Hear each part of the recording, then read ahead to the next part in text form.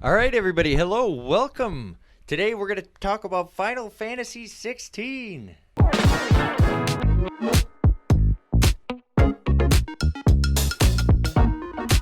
So, Garrett, I figured let's start the video with spoiler-free thoughts on the game. We'll do just a brief little discussion here, let the fans know what we think. So, when you were playing it, you were about halfway through the game, would you say? When you first showed me the game? I was probably closer to a quarter. Okay, so you're about a quarter of the way through the game. You've beaten it. I've beaten it. It's a great game. Yeah, I like it. It's definitely very good. I totally see what you were saying, because one of the things in that video I kept I was asking about what the gameplay is like. What does it kind of look like? How do you describe that? And after playing it, it's very hard to describe. The only way I can think of it seems to be the closest version of a video game movie I can think of. It gives me a lot of like Metal Gear Solid. What was it like? I think it was 3 or 4. The one where it had like the hour-long cutscene. Yeah. I've never played any of the Metal Gears, but I watched a friend play it, and it was like you're watching him run around, sneak around as Metal Gear, or what is his name, Snake. You see him run around as Snake, and then there's like an hour-long debriefing cutscene. So yeah. It kind of felt similar to that, but it felt like it was a little bit less, I guess, elongated. It seems like they cut down a little bit, but it's still one heck of a long game. Yeah, so for those of you that haven't played it, it's kind of like when the game starts, you're bombarded with cutscene after cutscene after cutscene, and they're these long, meaty, like 20-minute cutscenes, 10-minute cutscenes at a time. There's right? definitely parts of the game where I felt it got bogged down because you walk from one area to a cutscene, to right. another cutscene, to another cutscene. You're fighting, then there's another cutscene. Right, there's very little downtime. Like, I'm the type of gamer where I like to have a podcast or music on in the background. This game, it didn't really work that way at all, which also kind of slowed me down because I felt like I needed to pay attention and actually play the game as I went. Yeah, if you want to get the full effect out of it, you definitely almost need like a notebook. Yeah. I mean, thankfully they put in those, like you can press the center button on the PlayStation 5 and it would pull up essentially all of the lore that's currently happening in the world. Yeah. I would love to say I used it, but I definitely would have just forgotten more of the story if I tried to do it. I did from time to time, like later on in the game where I'm like, who was that character again? And you could click and then mouse over and select that one character you didn't really remember. Like the Mother Crystals part was kind of confusing to me. I didn't fully understand what the purpose of them wanting to like do stuff with it was or why they mattered. So I definitely had to use it for that part, especially as it gets a little bit more like Mother Crystal heavy near like the middle half of the game. Yeah. It was that was a cool feature. I like that, but it really helps with the story because when you're playing, it's kind of like you start with all these cutscenes, and then you'll have short little periods where you can play the game, and you'll have like little combat sections where that's the only kind of downtime you have, where it's like you'll come up on a group of enemies. It's like it's not really hard. You just kill them, and the one thing I do wish is that I wish it was a little bit less linear because it definitely was. It was like it was open world light. It felt like because there was only sections you could run to. You couldn't really run through, and it felt like they built this huge, expansive world, but then it was kind of limited by, the actual world itself. Like you had this giant world of fighting these wars, but then you can only explore like certain parts. There wasn't really the thing. All the villages you find out in like the ground are all like overrun and destroyed. Monsters are there, but so it does seem like later in the game it does open up though, like a little bit. Yeah, when you come to that, so there's like multiple time skips through the game. So like by the second time skip, when you're in the hideout, you have like all these side quests you can do, which I mostly skipped. Did you do really any of them? Jesse and I actually beat all of the Hunter's Board.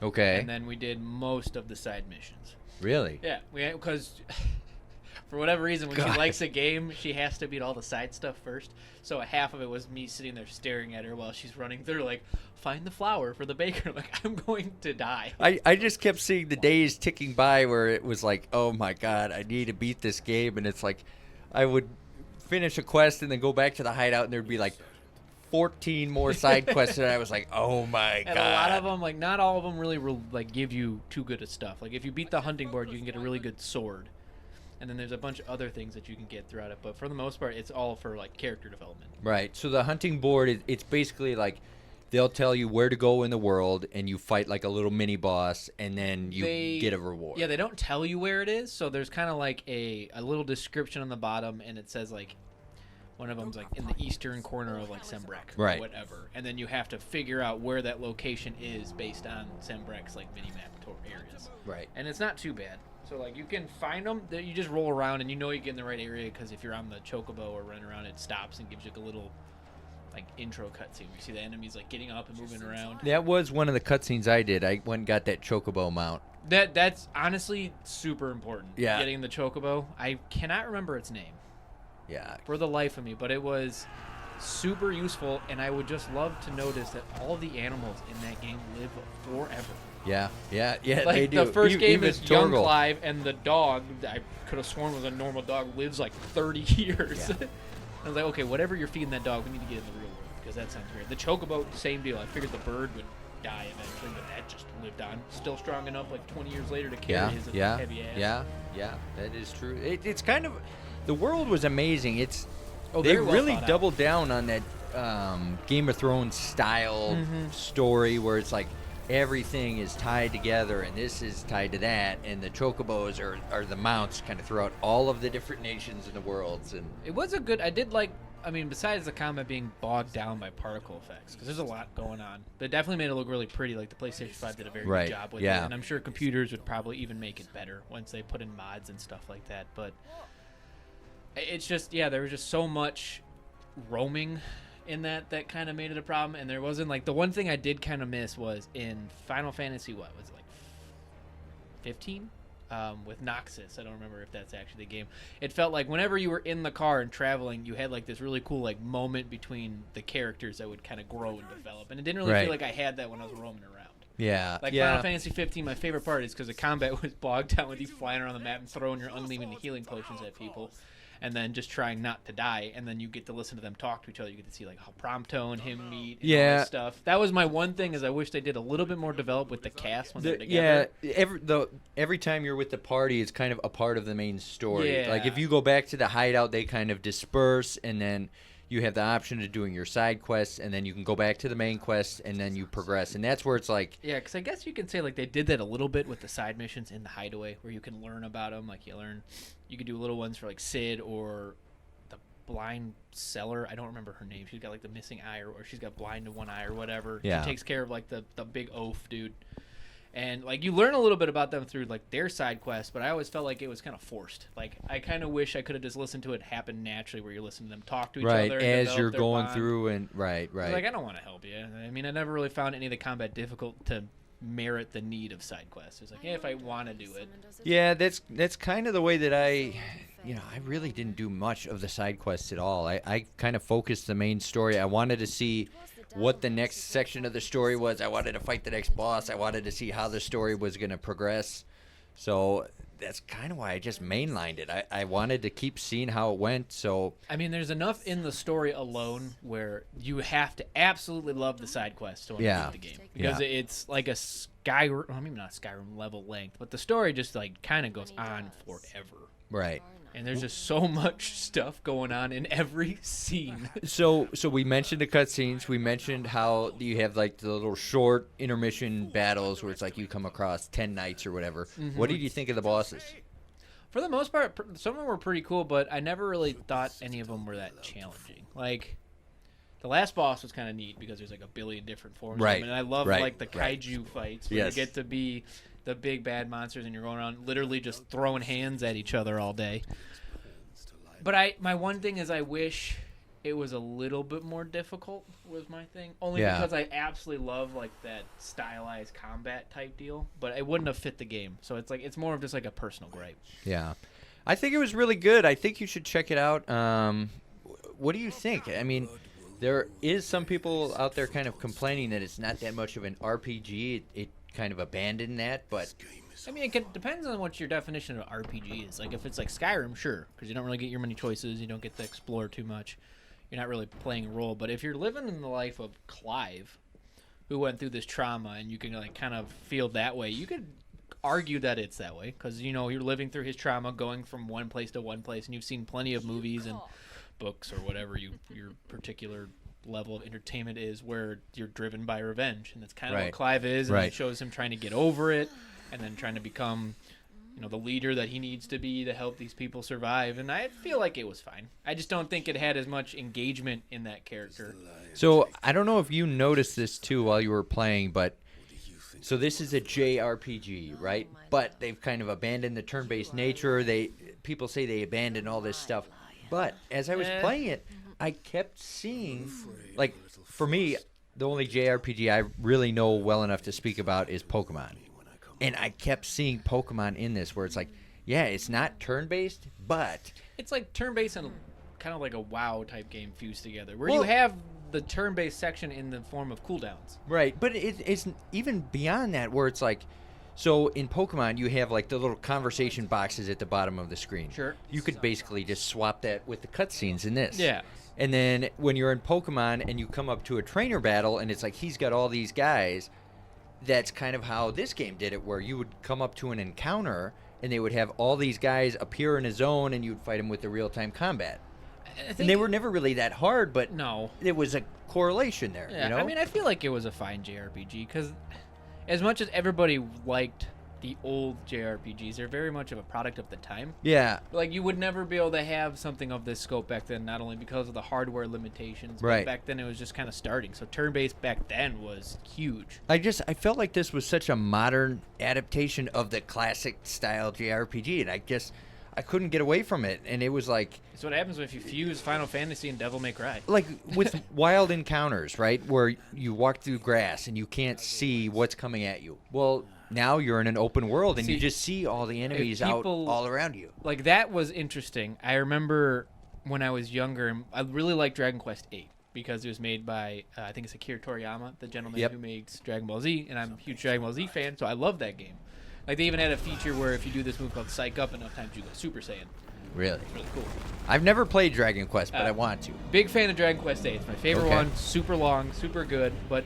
The limitation I have with the game when you try to play it again is random encounters actually slow down the game so much that it gets awful. Yeah. And the problem with those games is half of turn-based combat is XXXXXX. Right. And then you watch play up XXXXX. Right. You do the main move that does the most damage and just get through it and move on. And then, like, you essentially, no matter what, it always forces you to power level. So in a way of getting rid of that, it almost makes it seem like you either have to be very good at what you're doing, right, or you have to know the mechanics. Right. Because Dragon Quest is probably my perfect example of how JRPGs can be done right, and even that gets boring. Right. Like, I got like halfway through to like the Great Tower one level, and I just couldn't do it. And that's like 2/3 of the way through the game. And I've beaten that game like 4 times. It bogs you down so much. You get so bored with it. And you're like, yeah, that's the good thing about this game is everything they chose to do. I felt like it was a masterclass. Like, get away with random encounters. So then, do you really need like leveling? Like, yes, you level up in this game, but it doesn't matter as much. You have gear you can upgrade, but it doesn't matter. Like, that's it's the one there thing and it's on the side. I did always enjoy how, like, it's cool that the stores change and all that stuff, but I always did like gear management a little bit, like finding it. I mean, even in like Dragon Quest VIII, their clothes don't change what the swords do. Right. But, like, you still get different boons and stuff from it, and you can argue you do from the rings and everything, but I still feel like all it does is most of them reduce cooldown, but it's like all you have to do is not get hit for a couple seconds, and depending on your loadout, it's really not that hard. It would have been cool if they added a little something like, okay, instead of just upgrading your sword, it's like, okay, this is a sword, this is a mace, so at least they have a different attack style. Yeah. Just something different. Because it was, like, that's what I... Again, with Dragon Quest VIII, every character has multiple weapons. So, like, you can go from just throwing hands at people, which is absolutely hilarious, to, I think the main character can use, like, boomerangs. So it's like there's a lot of really cool options that you can put in there that I felt like this didn't have, but then they made up for it by having all of the different forms you can go through. Right. So it's, it's give or take. Yeah, this game was amazing, and I think you guys should definitely play it. Me and Alex are going to do a video on our top 5 RPGs, and I'm really thinking I'm going to put this in there. I don't know. What do you think? Would this go in your top 5 RPGs of all time? Now, obviously, don't include multiple games from the same series, because that would easily bog down any list. Of all my Final Fantasy ones, it's probably one of my favorites, because when we were talking about the random encounters, I had a horrid flashback to when I played Final Fantasy 1. Yeah. And There's this one part where you go through a dungeon, and I swear every second step was a random encounter. It took me 3 hours to beat this level, and by the time I got to the boss, I was 20 levels too high to fight him because I was like super beefed. Yeah. But if it's not on there, it's probably really close. Yeah. Because I would have to say my all-time favorite is just from, it's going to be with nostalgia glass, it would be Dragon Quest VIII, because I absolutely love that one. Okay. And I really did Wow. like 15, but I can't say I liked it particularly more than this one. I like the style that they're going into. I think it could be polished a little bit more. Yeah. By the way, that's why I was so interested in this game, because it was finally going back to the medieval aesthetic. You know, like, I didn't like the future fantasy of the other Final Fantasy games. That's why I've never been interested in them. Like a laser gun and a laser sword, a guy is driving around on a hover car. It's like, it's not really what I want for my fantasy, but I appreciate it that it's there, but Yeah. I like that this game went medieval. And It's definitely really cool with that, because a lot of the other ones, like, I know a lot of people like Final Fantasy, what is it, 10 with Titus and all that, and I still can't get through the voice acting. Like, it's tough. Yeah. It's real tough, but people love that game. I think I've beaten it like once, and it's all of them have the same problem that this one tries to escape. You get stuck within combat areas where you can't do anything, and you have to keep running through them. Item management becomes a pain in the butt because you're using your like flasks or whatever, elixirs or whatever they're called in those games constantly, because you're constantly getting attacked. At least for this one, it's like, well, I just want to play the story and see it. I can just skip this crap. Right. You're not having to waste, like, I know in Pokemon it's like escape ropes to get out, or there's like certain, like, every game has that thing where you put it over your character and they can avoid enemies for a little while. Yeah. And like, you never need to do that, because I never really felt like anything was too much of a threat, was the offhand. Right. It was like, if you were not paying attention and you got into combat in the overworld, it's like you either just run away or you just kill them. It's not a big deal. And it was even half the time you could just let Torgal and then whoever your other teammate is with you handle them, and you can kind of just stare at them for a little bit, because you're kind of only there just to clean them up a lot quicker. Right. It's not until the bosses where those two are absolutely kind of useless. Right. They don't do anything. Most of the time, they're not even in there. They don't need to be. Like Torgal, all I do is have him do heal, and occasionally you just hit the Ravage button. But other than that, it's just like, just be there in case I need you to do like the static heal. Right. Well, I think that's it for our non-spoiler discussion. Make sure you subscribe. We're going to be posting another video here soon with our spoiler thoughts on the game. Until next time, we'll see you later. This video is brought to you by your support on Patreon. Visit patreon.com/GrouchyGus94 to help support the channel.